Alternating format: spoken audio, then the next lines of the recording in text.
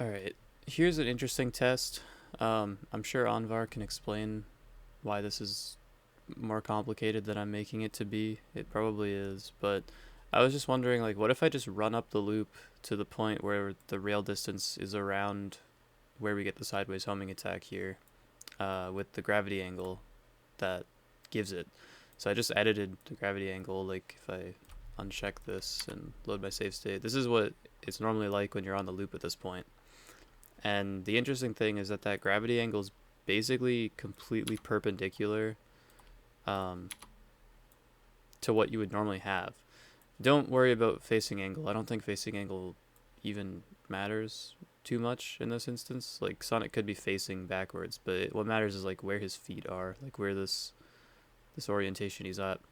Um, it just kind of makes sense to me that like if he is perfectly perpendicular or like really close to it, that um, the tube created by these loop speed triggers is basically the next path, the next point from this sphere to this sphere is like directly above him.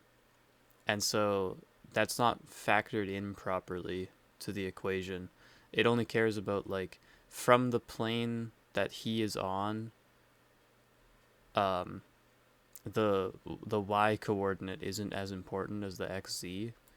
And since the whole loop skews off to the side, like this sphere is more rightwards than this sphere. And so when it's drawing the line to like determine what facing angle to give, the only information it has is that from the plane that Sonic is standing on, this sphere is more rightward than this one. So he has to face to the left to get to the next one.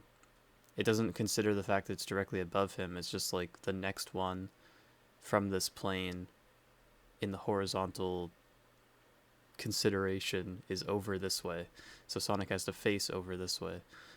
And that might be the case anywhere, maybe. Like, that might just be the case that if your gravity angle is perpendicular to what it should be at that point, it will give you a glitchy homing attack.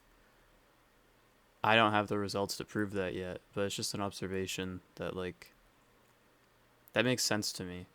And thankfully, it should work both ways. I was kind of worried that, like, it might only work if we're jumping off to this side, like the direction the loop is curving.